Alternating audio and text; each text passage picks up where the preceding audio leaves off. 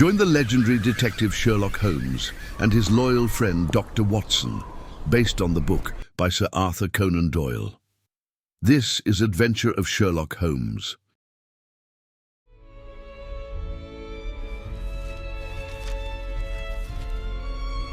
Episode 1.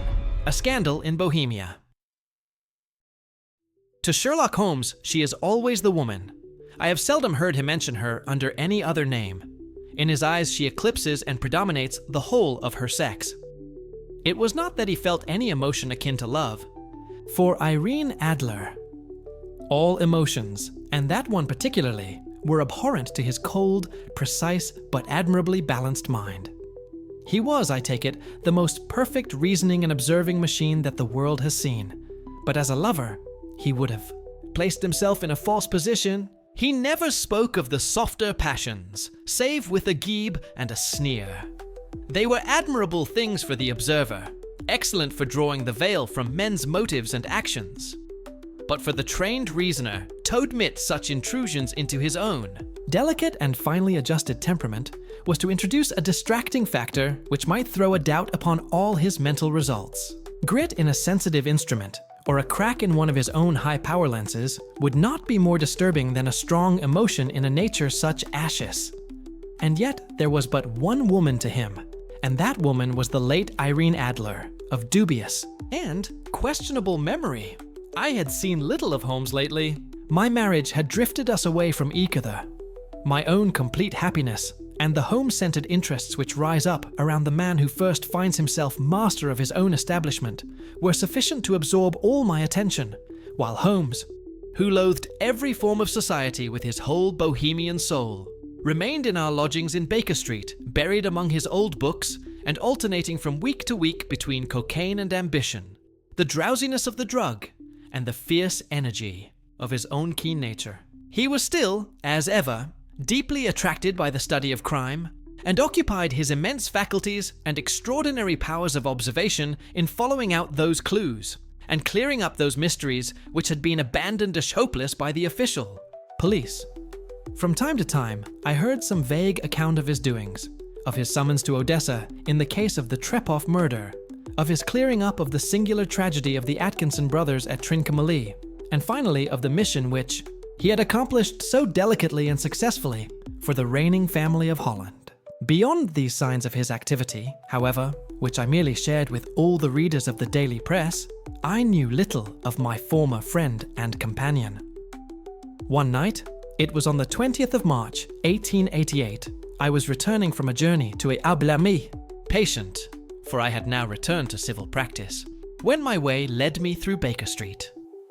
As I passed the well-remembered door, which must always be associated in my mind with my wooing, and with the dark incidents of the study in scarlet, I was seized with a keen desire to see Holmes again, and to know how he was employing his extraordinary powers. His rooms were brilliantly lit, and even as I looked up, I saw his tall, spare figure pass twice in a dark silhouette against the blind. He was pacing the room swiftly, eagerly, with his head sunk upon his chest and his hands clasped behind him.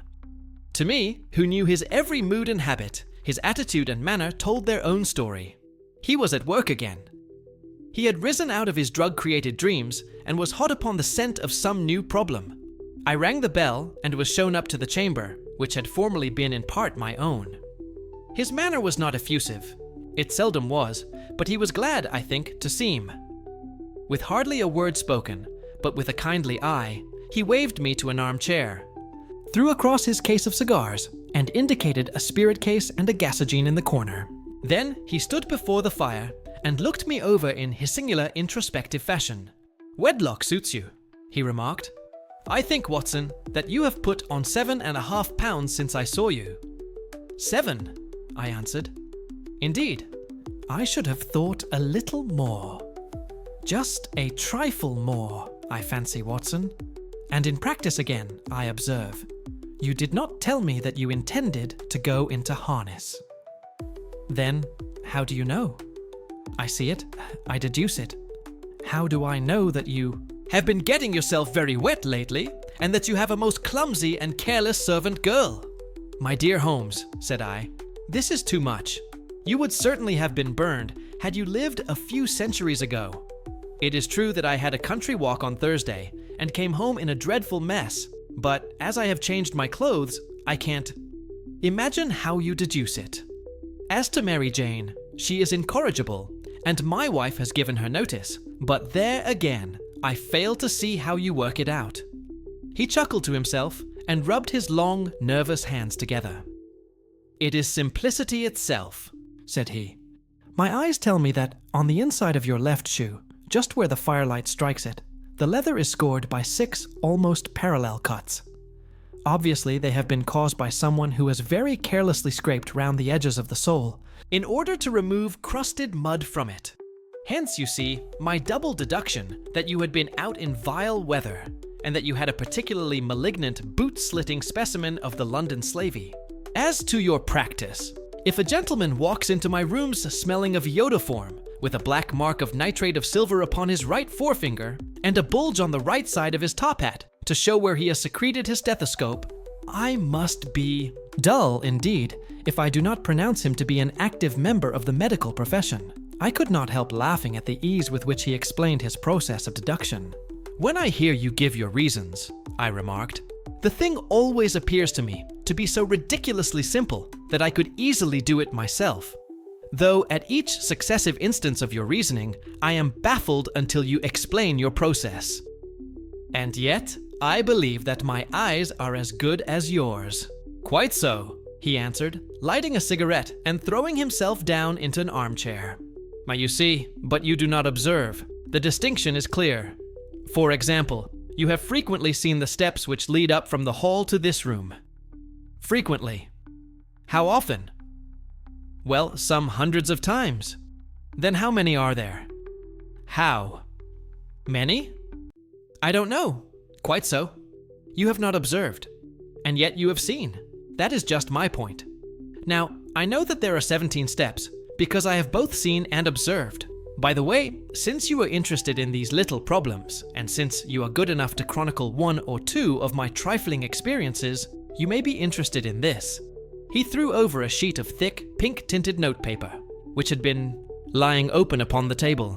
It came by the last post, said he. Read it aloud.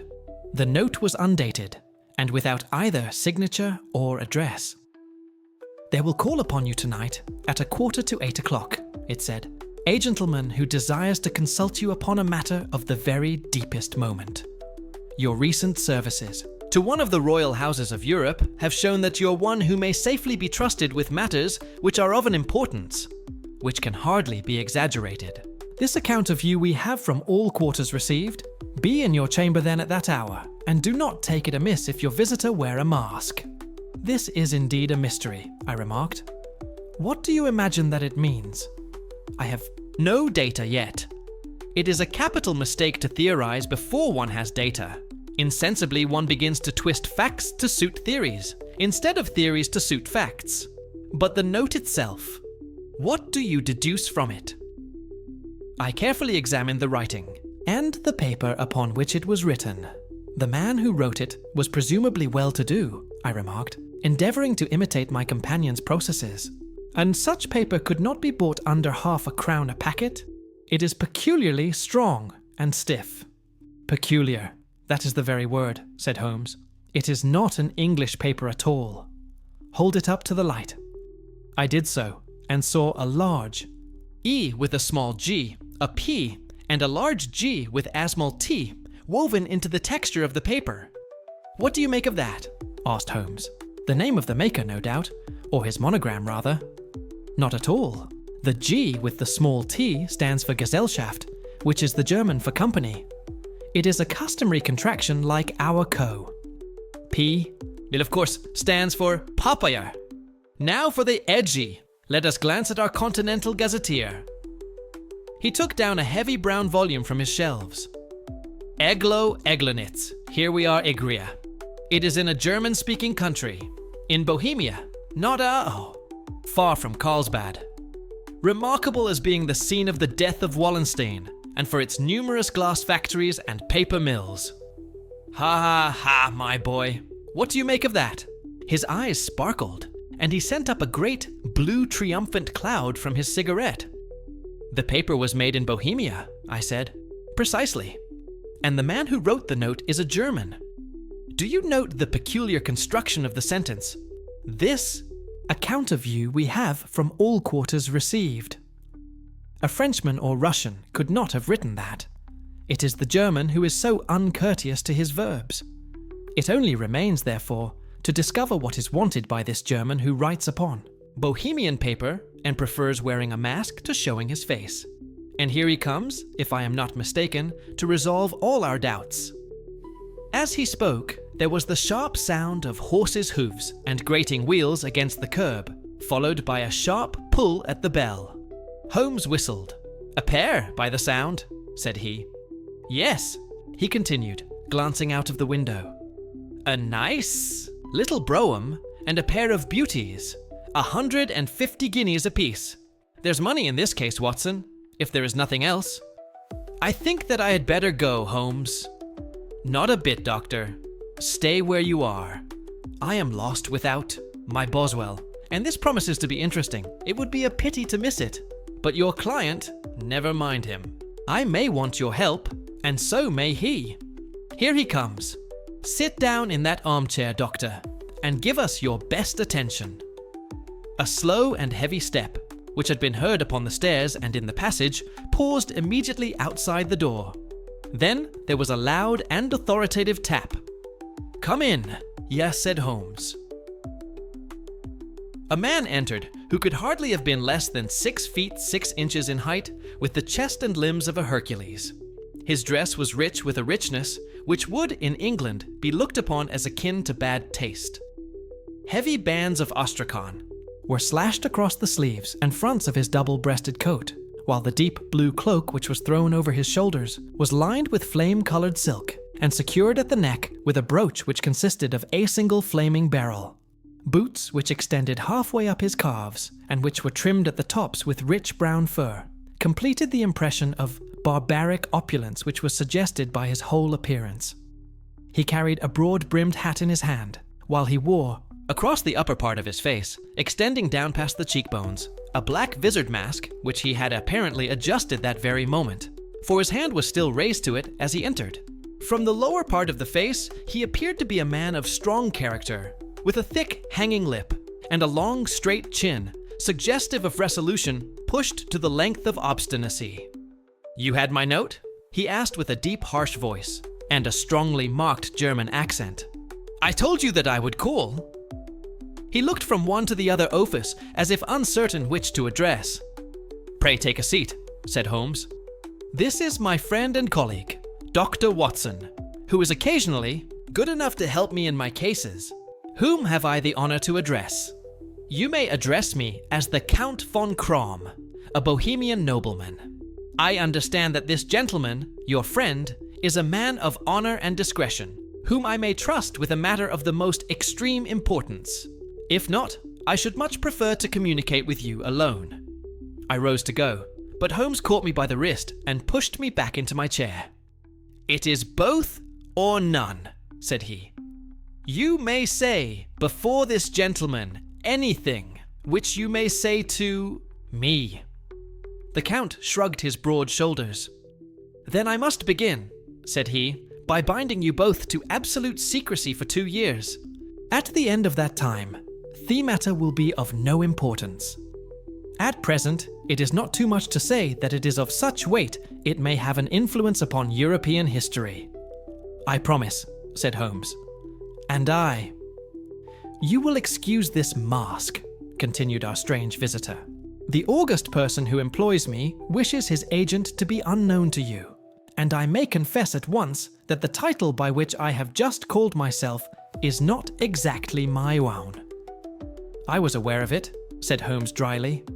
"The circumstances are of great delicacy, and every precaution has to be taken to quench what might grow to be an immense scandal and seriously compromising of the reigning families of Europe. To speak plainly, the matter implicates the great House of Ormstein, hereditary kings of Bohemia." "I was also aware of that," murmured Holmes, settling himself down in his armchair and closing his eyes. Our visitor glanced with some apparent surprise at the languid, lounging figure of the man who had been no doubt depicted to him as the most incisive reasoner and most energetic agent in Europe. Holmes slowly reopened his eyes and looked impatiently at his gigantic client.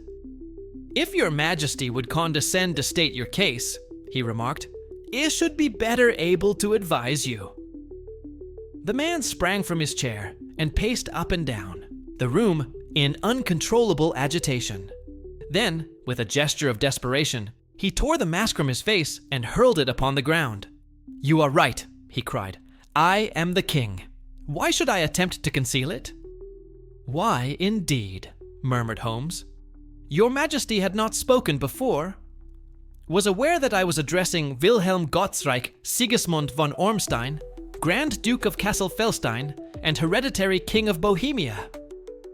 "But you can understand," said our strange visitor, sitting down once more and passing his hand over his high white forehead. "You can understand that I am not accustomed to doing such business in my own person. Yet the matter was so delicate that I could not confide it to an agent without putting myself in his power. I have come incognito from Prague for the purpose of consulting you." "Then, pray consult," said Holmes, shutting his eyes once more. "The facts are briefly these. Some 5 years ago, during a lengthy visit to Warsaw, I made the acquaintance of the well-known adventuress, Irene Adler. The name is no doubt familiar to you." "Kindly look her up in my index, Doctor," murmured Holmes without opening his eyes. For many years, he had adopted a system of docketing all paragraphs concerning men and things, so that it was difficult to name a subjector, a person, on which he could not at once furnish information. In this case, I found her biography sandwiched in between that of a Hebrew rabbi and that of a staff commander who had written a monograph upon the deep-sea fishes. "Let me see," said Holmes. Born in New Jersey in the year 1858, contralto, La Scala, prima donna Imperial Opera of Warsaw. Yes, retired from operatic stage. Ha! Living in London. Quite so. Your Majesty, as I understand, became entangled with this young person, wrote her some compromising letters, and is now desirous of getting those letters back. Precisely so. But how? Was there a secret marriage? None. No legal papers or certificates? None. Then I fail to follow your Majesty. If this young person should produce her letters for blackmailing or other purposes, how is she to prove their authenticity? There is the writing. Pooh, forgery. My private notepaper. Stolen. My own seal. Imitated. My photograph. Bought. We were both in the photograph. Oh dear, that is very bad. Your Majesty has, indeed, committed an indiscretion. I was mad. Insane. You have compromised yourself seriously. I was only Crown Prince then. I was young. I am but 30 now. It must be recovered. We have tried and failed. Your Majesty must pay. It must be bought. She will not sell. Stolen then. 5 attempts have been made. Twice burglars in my pay ransacked her house. Once we diverted her luggage when she traveled. Twice she has been waylaid. There has been no result. No sign of it? Absolutely none. Holmes laughed. It is quite a pretty little problem, said he. But a very serious one to me, returned the king reproachfully. Very indeed. And what does she propose to do with the photograph? To ruin me. But how? I am about to be married. So I have heard. To Clotilde Lothman von Saxe-Meiningen, second daughter of the King of Scandinavia. You may know the strict principles of her family. She is herself thievery soul of delicacy. A shadow of a doubt as to my conduct would bring the matter to an end. And Irene Adler threatens to send them the photograph, and she will do it. I know that she will do it. You do not know her, but she has a soul of steel. She has the face of the most beautiful of women, and the mind of the most resolute of men. Rather than I should marry another woman, there are no lengths to which she would not go. None. You are sure that she has not sent it yet? I am sure. And why? because she has said that she would send it on the day when the betrothal was publicly proclaimed. That will be next Monday." "Oh, then we have 3 days yet," said Holmes with a yawn. "That is very fortunate, as I have 1 or 2 matters of importance to look into just at present. Your Majesty will, of course, stay in London for the present?" "Certainly. You will find me at the Langham under the name of the Count von Cram. Then I shall drop you a line to let you know how we progress. Pray do so. I shall be all anxiety. Then, as to money, you have carte blanche." "Absolutely. I tell you that I would give one of the provinces of my kingdom to have that photograph. And for present expenses." The king took a heavy chamois leather bag from under his cloak and laid it on the table. "There are £300 in gold and 700 in notes," he said.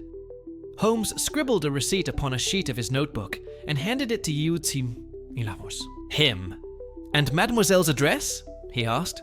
"Is Briony Lodge, Serpentine Avenue, St. John's Wood?" Holmes took a note of it. "One other question," said he. "Was the photographer cabinet?" "It was." "Then, good night, Your Majesty, and I trust that we shall soon have some good news for you. And good night, Watson," he added, as the wheels of the Royal Brougham rolled down the street. "If you will be good enough to call tomorrow afternoon. At 3 o'clock, I should like to chat this little matter over with you." At 3 o'clock precisely, I was at Baker Street, but Holmes had not yet returned. The landlady informed me that he had left the house shortly after 8 o'clock in the morning. I sat down beside the fire, however, with the intention of awaiting him, however long he might be. I was already deeply interested in his inquiry, for though it was surrounded by none of the grim and strange features which were associated with the 2 crimes which I have already recorded, still, the nature of the case and the exalted station of his client gave it a character of its own. Indeed, apart from the nature of the investigation, which my friend had on hand, there was something in his masterly grasp of a situation, and his keen, incisive reasoning, which made it a pleasure to me to study his system of work and to follow the quick, subtle methods by which he disentangled the most inextricable mysteries. So accustomed was I to his invariable success that the very possibility of his failing had ceased to enter into my head. It was close upon 4 before the door opened, and a drunken-looking groom, ill-kempt and side-whiskered, with an inflamed face and disreputable clothes, walked into the room. Accustomed as I was to my friend's amazing powers in the use of disguises, I had to look 3 times before I was certain that it was indeed he. With a nod, he vanished into the bedroom, whence he emerged in 5 minutes tweed-suited and respectable, as of old.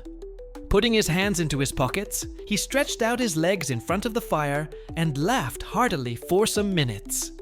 "Well, really," he cried, and then he choked and laughed again until he was obliged to lie back, limp and helpless in the chair. "What is it?" "It's quite too funny. I am sure you could never guess how I employed my morning, or what I ended by doing. I can't imagine. I suppose that you have been watching the habits, and perhaps the house, of Miss Irene Adler." "Quite so, but the sequel was rather unusual. I will tell you, however. I left the house a little after 8 o'clock this morning in the character of a groom out of work. There is a wonderful sympathy and freemasonry among horsey men. Be one of them, and you will know all that there is to know. I soon found Briony Lodge. It is a bijou villa, with a garden at the back, but built out in front right up to the road, 2 stories. Chubb locked to the door. Large sitting room on the right side, well furnished, with long windows almost to the floor, and those preposterous English window fasteners which a child could open.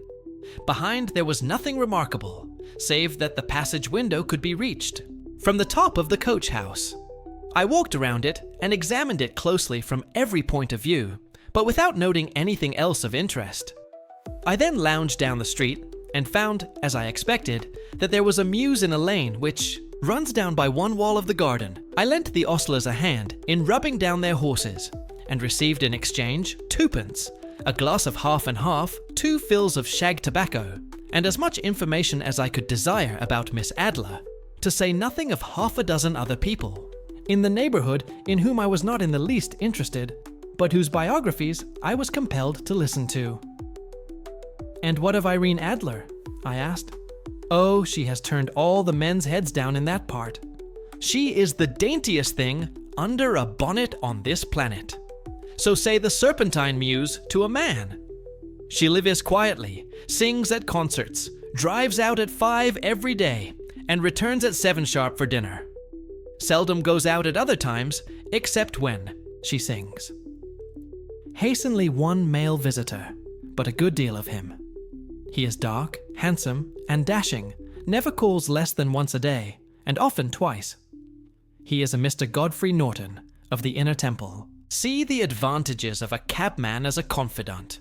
They had driven him home a dozen times from Serpentine Mews, and knew all about him. When I had listened to all they had to tell, I began to walk up and down near Bryony Lodge once more, and to think over my plan of campaign. This Godfrey Norton was evidently an important factor in the matter. He was a lawyer. That sounded ominous. What was the relation between them, and what the object of his repeated visits? Was she his client, his friend, or his mistress? If the former, she had probably transferred the photograph to his keeping. If the latter, it was less likely. On the issue of this question depended whether I should continue my work at Bryony Lodge or turn my attention to the gentlemen's chambers in the temple. It was a delicate point, and it widened the field of my inquiry. I fear that I bore you with these details, but I have to let you see my little difficulties if you are to understand the situation. "I am following you closely," I answered. I was still balancing the matter in my mind when a hansom cab drove up to Bryony Lodge, and a gentleman sprang out. He was a remarkably handsome man, dark, aquiline, and mustached, evidently the Edubei man of whom I had heard. He appeared to be in a great hurry, shouted to the cabman to wait, and brushed past the maid who opened the door with the air of a man who was thoroughly at home. He was in the house about half an hour, and I could catch glimpses of him in the windows of the sitting room, pacing up and down, talking excitedly, and waving his arms. Of her I could see nothing. Presently he emerged, looking even more flurried than before. As he stepped up to the cab, he pulled a gold watch from his pocket and looked at it earnestly. "Drive like the devil," he shouted, first to Gross and Hankey's in Regent Street, and then to the Church of St. Monica in the Edgware Road. Half a guinea, if you do it in 20 minutes. Away they went, and I was just wondering whether I should not do well to follow them when up the lane came a neat little landau, the coachman with his coat only half buttoned, and his tie under his ear, while all the tags of his harness were sticking out of the buckles. It hadn't pulled up before she shot out of the hall door and into it. I only caught a glimpse of her at the moment, but she was a lovely woman, with a face that a man might die for. "The Church of St. Monica, John," she cried, "and half a sovereign if you reach it in 20 minutes. This was quite too good to lose, Watson. I was just balancing whether I should run for it, or whether I should perch behind her landau when a cab came through the street. The driver looked twice at such a shabby fare, but I jumped in before he could object. "The Church of St. Monica," said I, "and half a sovereign if you reach it in 20 minutes. It was 25 minutes to 12, and of course it was clear enough what was in the wind. My cabbie drove fast. I don't think I ever drove faster, but the others were there before us. The cab and the landau with their steaming horses were in front of the door when I arrived.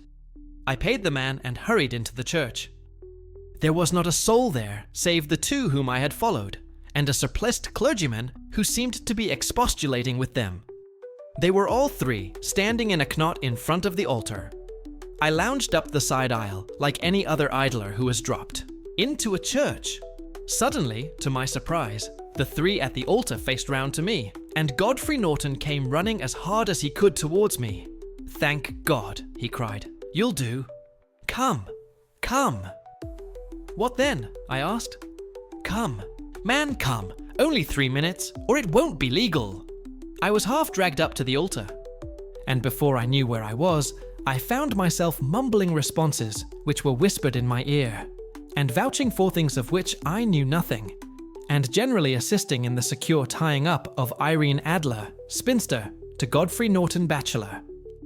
It was all done in an instant, and there was the gentleman thanking me on the one side and the lady on the other, while the clergyman beamed on me in front. It was the most preposterous position in which I ever found myself in my life, and it was the thought of it that started me laughing just now. It seems that there had been some informality about their license, that the clergyman absolutely refused to marry them without a witness of some sort, and that my lucky appearance saved the bridegroom from having to sally out into the streets in search of a best man. The bride gave me a sovereign, and I mean to wear it on my watch chain in memory of the occasion. "This is a very unexpected turn of affairs," said I. "And what then?" Well, I found my plans very seriously menaced. It looked as if the pair might take an immediate departure, and so necessitate very prompt and energetic measures on Theseus D, my part. At the church door, however, they separated, he driving back to the temple, and she to her own house. "I shall drive out in the park at 5 as usual," she said as she left him. I heard no more. They drove away in different directions, and I went off to make my own arrangements, which are some cold beef and a glass of beer, he answered, ringing the bell. "I have been too busy to think of food, and I am likely to be busier still this evening. By the way, Doctor, I shall want your cooperation." "I shall be delighted." "You don't mind breaking the law?" "Not in the least." "Nor running?" "A chance of arrest?" "Not in a good cause." "Oh, the cause is excellent. Then I am your man. I was sure that I might rely on you. But what is it you wish? When Mrs. Turner has brought in the tray, I will make it clear to you." "Now," he said, as he turned hungrily on the simple fare that our landlady had provided, "I must discuss it while I eat, for I have not much time. It is nearly 5 now. In 2 hours we must be on the scene of action. Miss Irene, or Madame rather, returns from her drive at 7. We must be at Bryony Lodge to meet her." "And what then?" "You must leave that to me. I have already arranged what is to occur. There is only one point on which I must insist. You must not interfere, come what may. You understand? I am to be neutral, to do nothing whatever. There will probably be some small unpleasantness. Do not join in it. It will end in my being conveyed into the house. 4 or 5 minutes afterwards, the sitting room window will open. You are to station yourself close to that open window. Yes, you are to watch me, for I will be visible to you. Yes, and when I raise my hand, so, you will throw into the room what I give you to throw, and will at the same time raise the cry of fire. You quite follow me?" "Entirely." "It is nothing very formidable," he said, taking a long cigar-shaped roll from his pocket. "It is an ordinary plumber's smoke rocket, fitted with a cap at either end to make it self-lighting. Your task is confined to that. When you raise your cry of fire, it will be taken up by quite a number of people.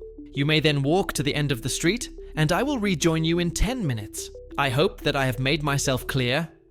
I am to remain neutral, to get near the window, to watch you, and at the signal to throw in this object, then to raise the cry of fire, and to wait you at the corner of the street. Precisely. Then you may entirely rely on me." "That is excellent. I think perhaps it is almost time that I prepare for the new role I have to play." He disappeared into his bedroom and returned in a few minutes in the character of an amiable and simple-minded nonconformist clergyman. His broad black hat, his baggy trousers, his white tie, his sympathetic smile, and general look of peering and benevolent curiosity were such as Mr. John Hare alone could have equalled. It was not merely that Holmes changed his costume. His expression, his manner, his very soul seemed to vary with every fresh part that he assumed. The stage lost a fine actor, even as science lost an acute reasoner when he became a specialist in crime. It was 6:15 when we left Baker Street, and it still wanted 10 minutes to the hour when we found ourselves in Serpentine Avenue. It was already dusk, and the lamps were just being lighted as we paced up and down in front of Bryony Lodge, waiting for the coming of its occupant. The house was, just such as I had pictured it from Sherlock Holmes's succinct description, but the locality appeared to be less private than I expected. On the contrary, for a small street in a quiet neighborhood, it was remarkably animated.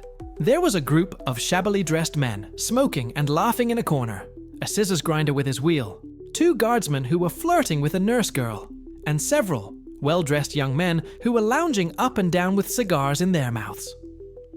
"You see," remarked Holmes as we paced to and fro in front of the house, "this marriage rather simplifies matters.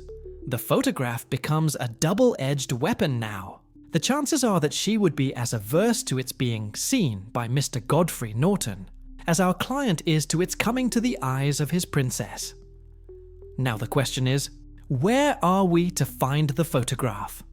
Where, indeed? It is most unlikely that she carries it about with her.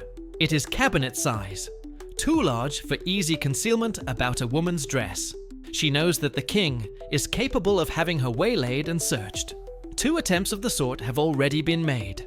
We may take it, then, that she does not carry it about with her. Where then? Her banker or her lawyer. There is that double possibility, but I am inclined to think neither.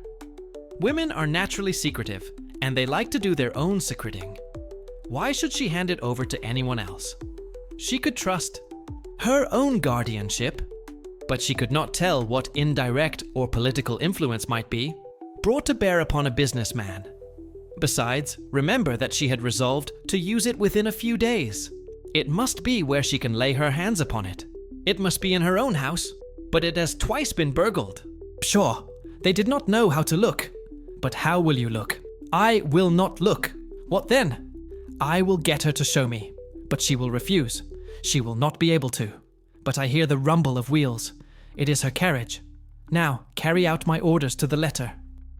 As he spoke, the gleam of the sidelights of a carriage came round the curve of the avenue. It was a smart little landau, which rattled up to the door of Briony Lodge. As it pulled up, one of the loafing men at the corner dashed forward to open the door in the hope of earning a copper, but was elbowed away by another loafer, who had rushed up with the same intention. A fierce quarrel broke out, which was increased by the 2 guardsmen, who took sides with one of the loungers, and by the scissors grinder, who was equally hot upon the other side. A blow was struck, and in an instant the lady, who had stepped from her carriage, was the center of a little knot of flushed and struggling men, who struck savagely at each other with their fists and sticks. Holmes dashed into the crowd to protect the lady. But just as he reached her, he gave a cry and dropped to the ground, with the blood running freely down his face.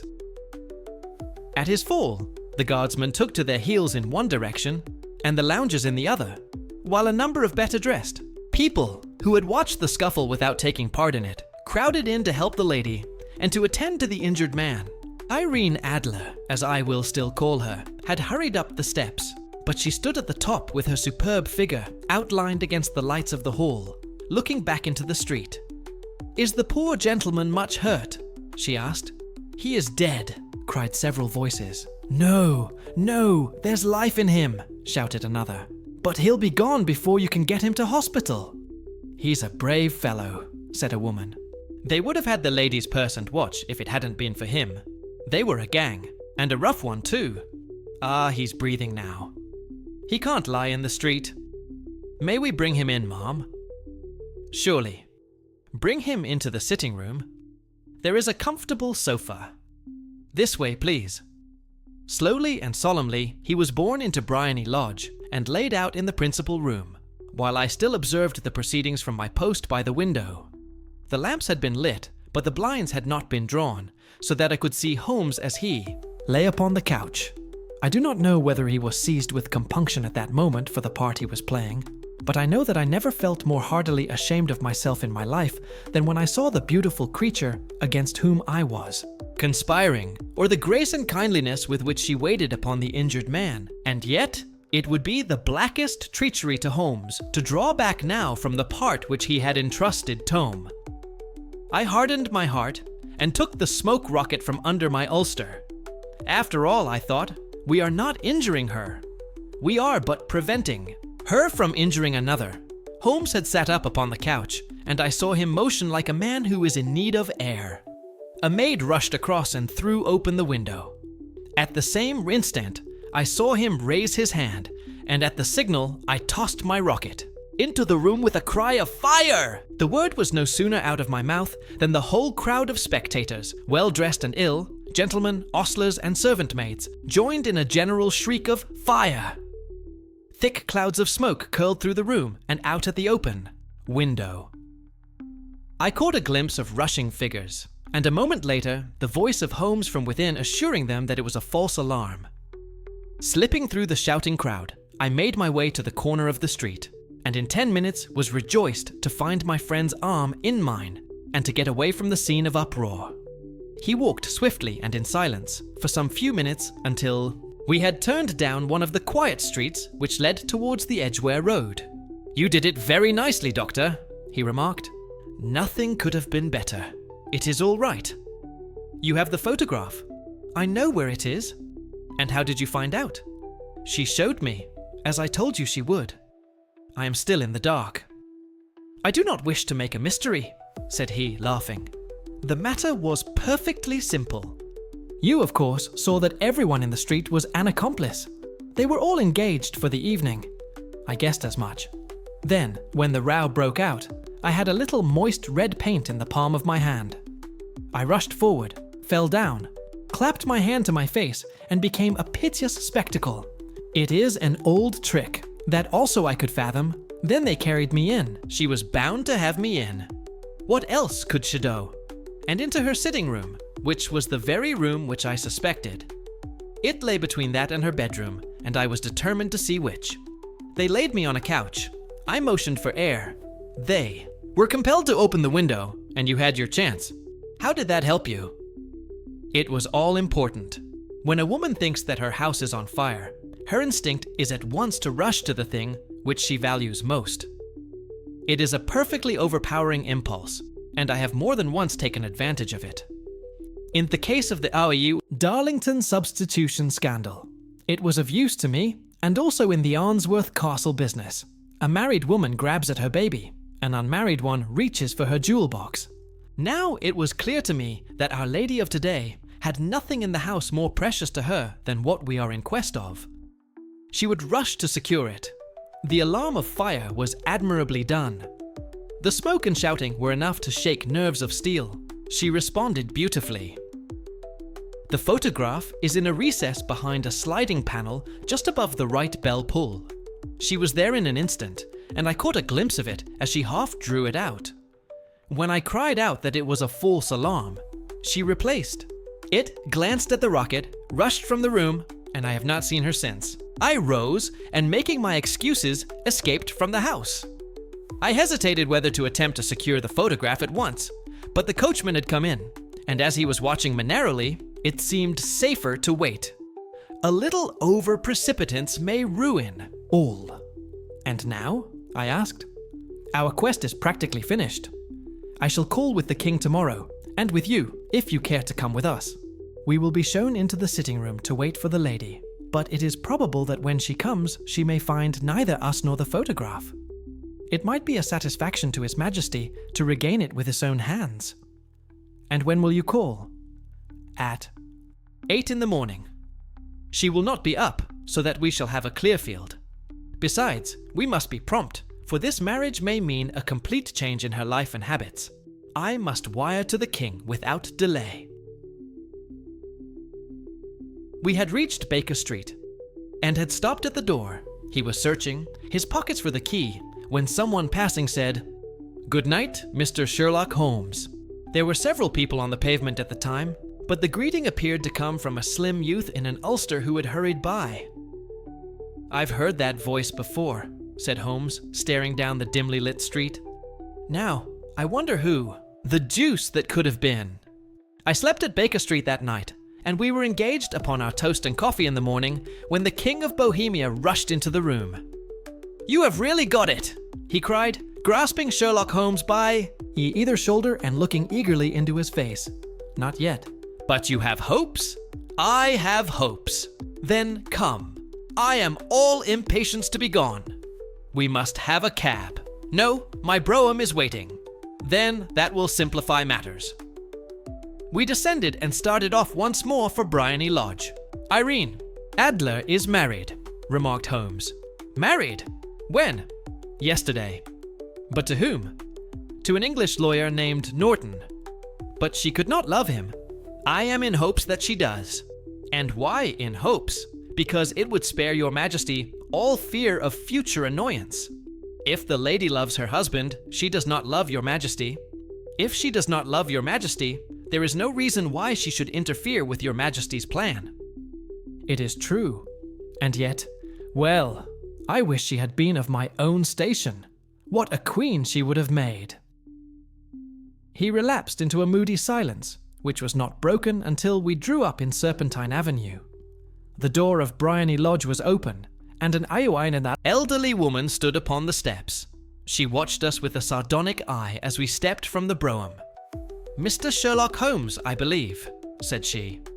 "I am Mr. Holmes," answered my companion, looking at her with a questioning and rather startled. "Yes, indeed. My mistress told me that you were likely to call. She left this morning with her husband by the 5:15 train from Charing Cross for the continent." "What?" Sherlock Holmes staggered back, white with chagrin and surprise. "Do you mean that she, has left England, never to return?"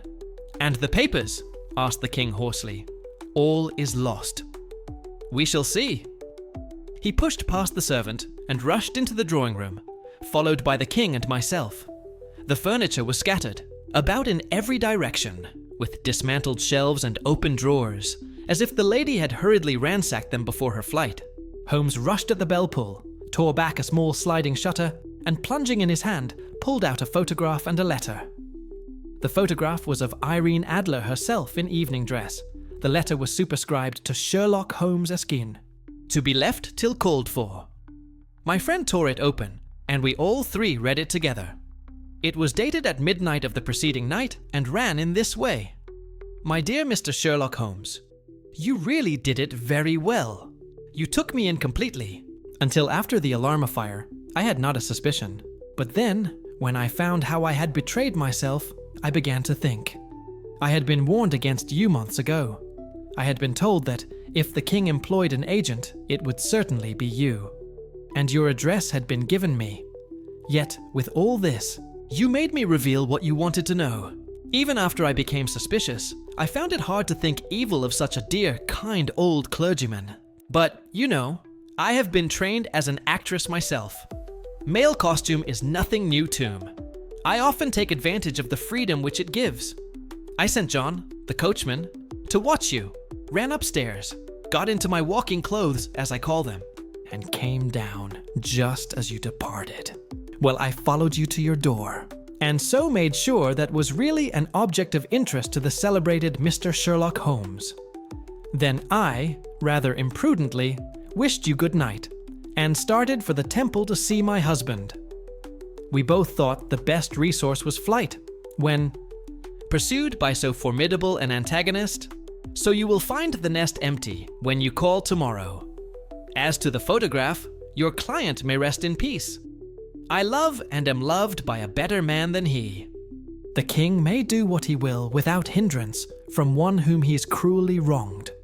I keep it only to safeguard myself and to preserve a weapon which will always secure me from any steps which he might take in the future. I leave a photograph, which he might care to possess, and I remain, dear Mr. Sherlock Holmes, very truly yours, Irene Norton, née Adler." "What a woman! Oh, what a woman!" cried the King of Bohemia, when we'd all three read this epistle. "Did I not tell you how quick and resolute she was? Would she not have made an admirable queen? Is it not a pity that she was not on my level? From what I have seen of the lady, she seems, indeed, to be on a very different level to your majesty," said Holmes coldly. "I am sorry that I have not been able to bring your majesty's business to a more successful conclusion." "Num." "The contrary, my dear sir," cried the king. "Nothing could be more successful. I know that her word is inviolate. The photograph is now as safe as if it were in the fire. I am glad to hear your majesty say so. I am immensely indebted to you. Pray tell me in what way I can reward you." This ring." He slipped an emerald snake ring from his finger and held it out upon the palm of his hand. "Your Majesty has something which I should value even more highly," said Holmes. "You have but to name it. Ah, this photograph!" The king stared at him in amazement. "Irene's photograph!" he cried. "Certainly, if you wish it. I thank your Majesty. Then there is no more to be done in the matter. I have the honor to wish you a very good morning." He bowed, and turning away, without observing the hand which the king had stretched out to him, he set off in my company for his chambers. And that was how a great scandal threatened to affect the kingdom of Bohemia, and how the best plans of Mr. Sherlock Holmes were beaten by a woman's wit. He used to make merry over the cleverness of women, but I have not heard him do it of late. And when he speaks of Irene Adler, or when he refers to her photograph, it is always under the honorable title of the woman. Thank you for joining us on this journey through the Adventures of Sherlock Holmes. Don't forget to like, subscribe, and stay tuned for more thrilling cases.